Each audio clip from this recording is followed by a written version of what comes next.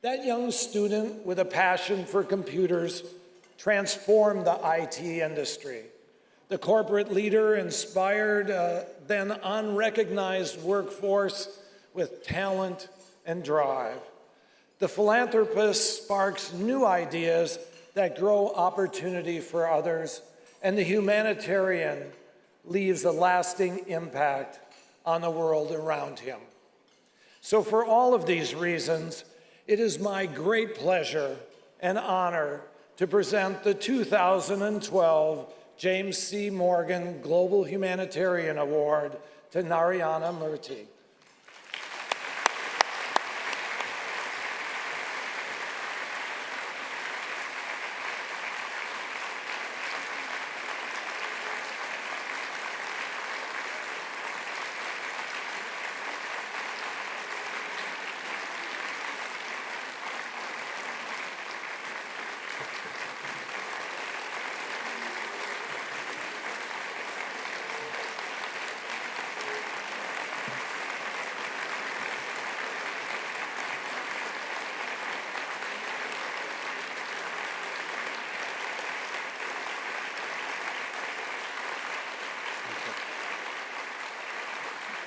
James and Rebecca Morgan, Michael Splinter, President Tim Ritchie, Father Yang, the Tech Awards Executive Committee, the jury, Professor Radha Basu, Dave Whitman, staff, guests, and most importantly, the young innovators who are transforming the world and who are being honored here today.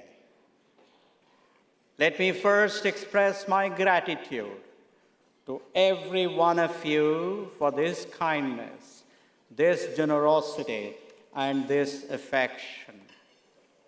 Having observed the big-hearted actions of Jim and Becky, both illustrious alumni of Cornell, and looking at the list of the previous recipients of this award, I feel very small in front of them. Therefore, I believe that this honor is entirely due to the courtesy, generosity, and affection of the jury. I am truly inspired by the vision of the Tech Museum of working with others to invigorate innovation and inspire learning locally, nationally, and globally. I am honored to be in the company of some extraordinary young innovators who have used their idealism, altruism, and of course smartness to make a difference to the poor in many areas, including education, energy, hypothermia, and water.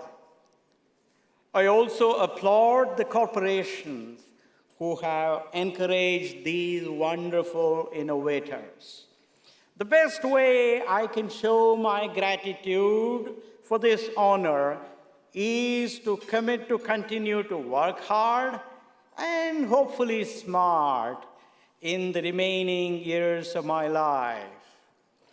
Technological advances have made life more prosperous, productive, and comfortable for most of the people in certain parts of the world and for many people all over the world.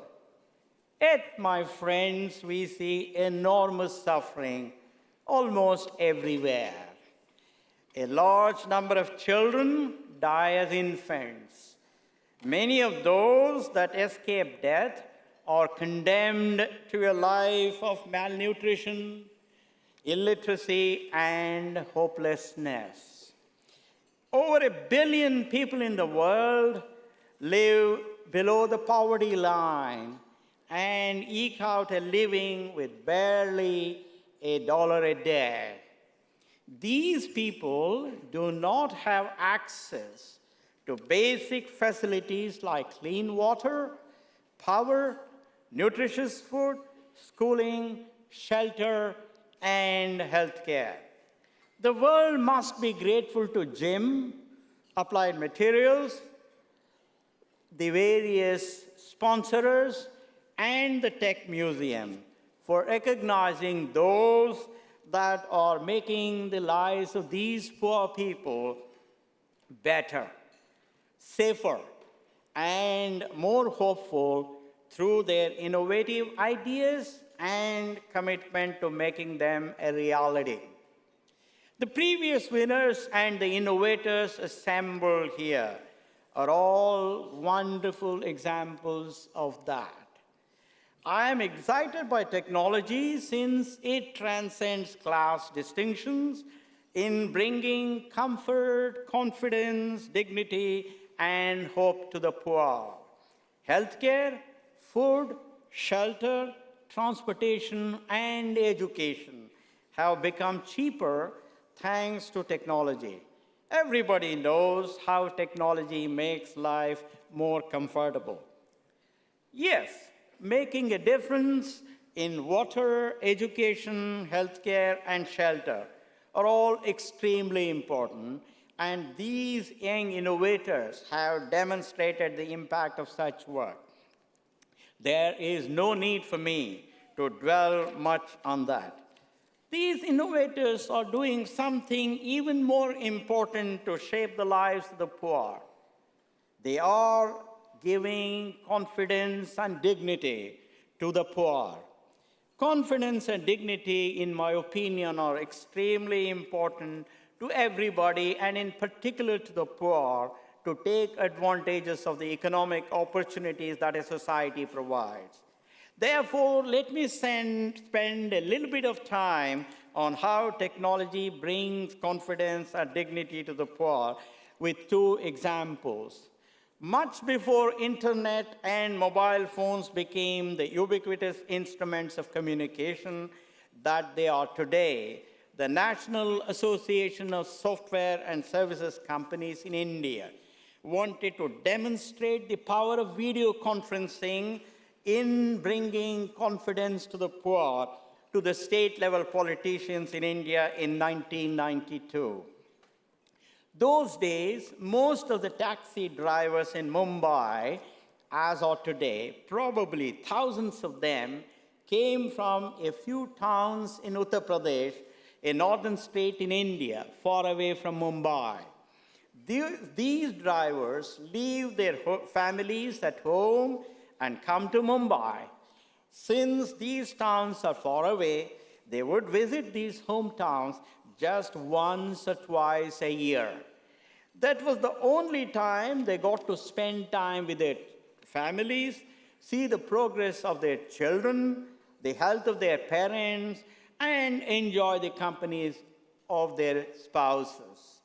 Even speaking on telephone with their loved ones in faraway towns was not affordable for these taxi drivers, since telephone charges were exorbitant during those monopoly days of the state. We at NASSCOM worked with the then state-owned and now private-owned telecom company, installed a video conferencing equipment in the post office in Azamgarh, a small town in UP, and in the taxi union office in Mumbai. We brought together several taxi drivers in Mumbai and their families in Azamgarh. The whole experience was highly emotional to see the smile on the faces of the wives of the taxi drivers when they got to see their husbands. The children cried and wanted to touch their fathers. There was a quiet air of confidence on the faces of the old parents. It brought confidence to the taxi drivers that they had a way of knowing periodically that their families were indeed well.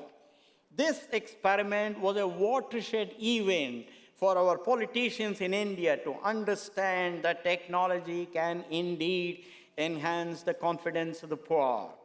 Let me now recount another story on how technology is a great leveler and can enhance the dignity of the poor. It was the year 1995, and we had just installed the first ATM in our Bangalore campus, thanks to ICICI Bank in India. After a few days, I was standing in line behind one of our janitors at our cafeteria, and I struck a conversation with him. I asked him whether he had used the new ATM machine. He became very excited and said that he was very happy to use it. He continued that the machine treated him exactly like it would treat a well-to-do customer, which the bank counter clerk most often did not. In other words, technology had acted as a great leveler and rose above class distinctions. It enhanced the janitor's dignity and his confidence in the society. Therefore, adoption of technology is a very important instrument to fight social injustice and to make life better and more dignified for the poor and for the helpless. Let us remember the words of John Kennedy, who said that a society that cannot help many who are poor cannot save the few who are rich.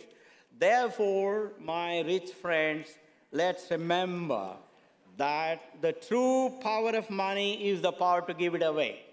After all, how many houses can you have?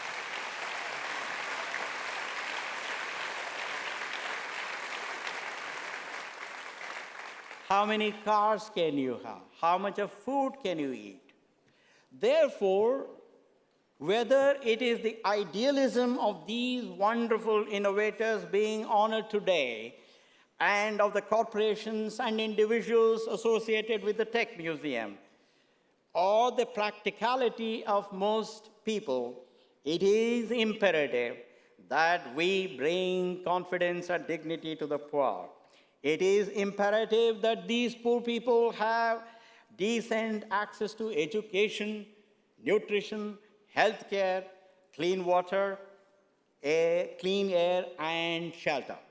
I once again congratulate the wonderful innovators, the Tech Museum, the associated individuals and corporations for their work towards making this a better world. Thank you very much.